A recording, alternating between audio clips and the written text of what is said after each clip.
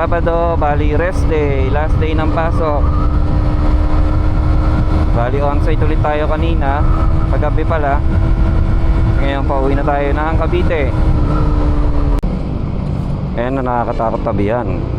Kasi pag bumagsak yung ano nyan, container nyan, patay ka. Tapos ka boy. Himili traffic pag tanghali doon sa kaluluwag kasi wala na masyado namimili kasi tanghali na eh.